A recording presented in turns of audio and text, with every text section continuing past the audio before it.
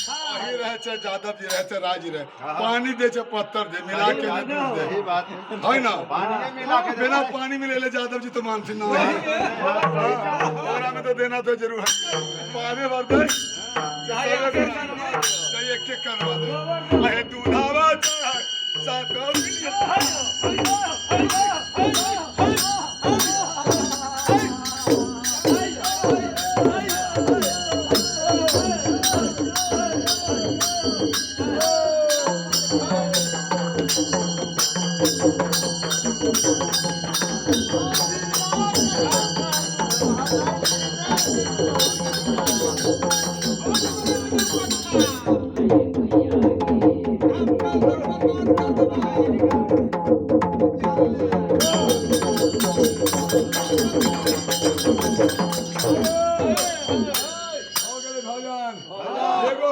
को भजन का सम्मान लगा के सरकार दे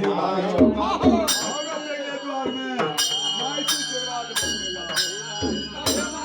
आशीर्वाद देगा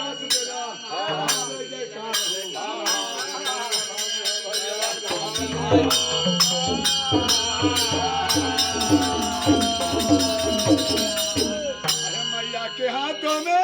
एलोमा के चले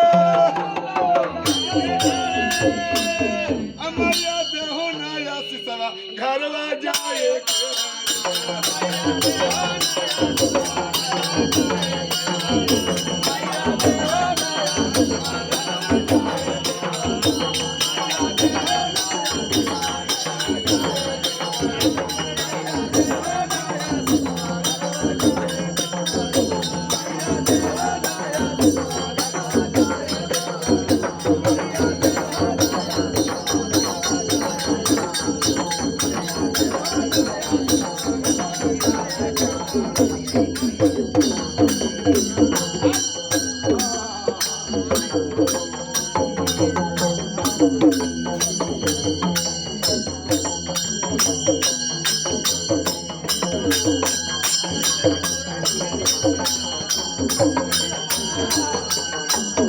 बंद करो ढेर बना